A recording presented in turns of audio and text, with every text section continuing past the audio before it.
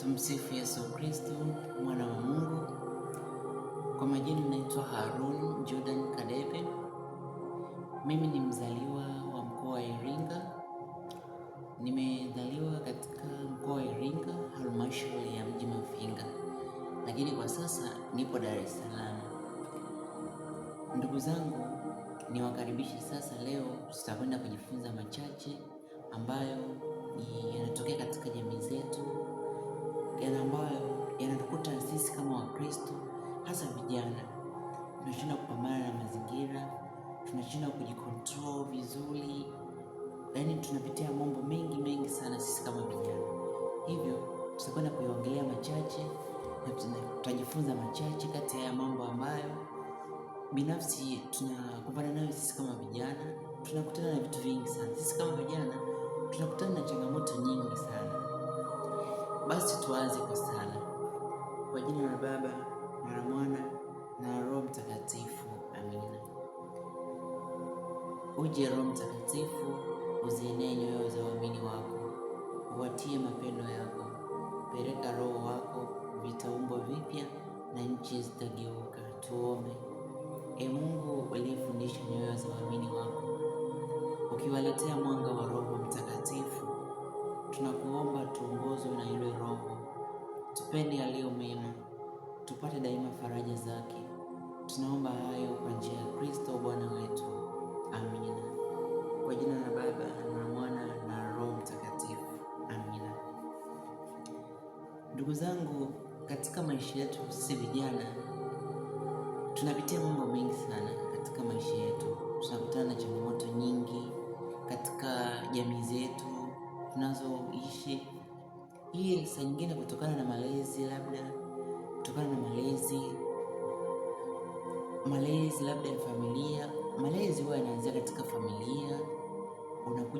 Ukishatoka katika familia pale, utakutana na watu mbalimbali. Utakutana labda na bibi na babu, utakutana na watu wa design tofauti, kwa sababu unakuwa unauelewa. Lakini kuna watu, kuna sio wote ambao wanabahatika kukaa na wazazi wao moja kwa moja, hapana, bali wengine wao wanapoteza wazazi wao kabla hata hawajawaona. Na ndio maana kuna makundi mbalimbali ya vijana.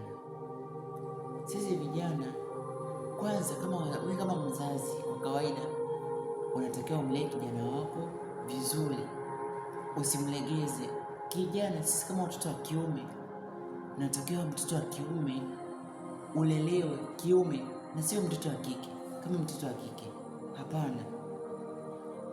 Mtoto wa kiume anaanzishwa kufanya kazi ndogo hizi, anafanya kazi ndogo.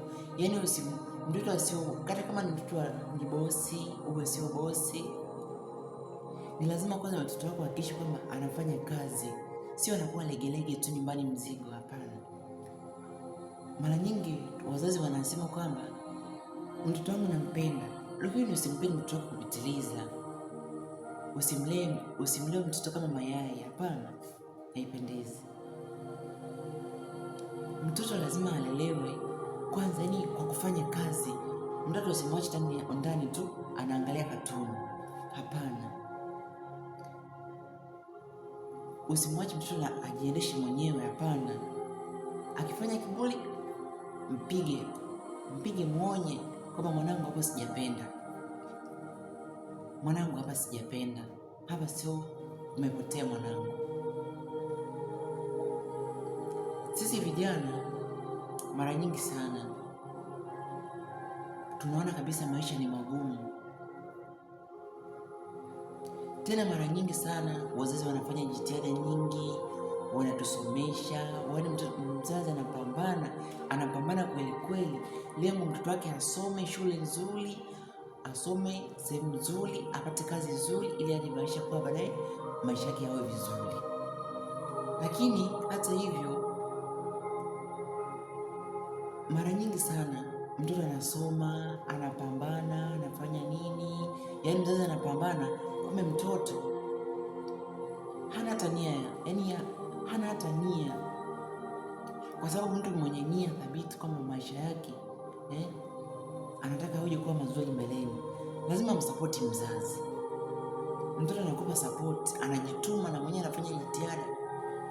Mtoto anakuwa na kiburi, hivyo anategemea nini? Inakuwa ni vigumu sana binafsi. Na ndio maana mtoto lazima umlee vizuri, mlee katika mazingira ya kazi. Sio wewe unaenda kazini afu mtoto unamwacha nyumbani, afu ipo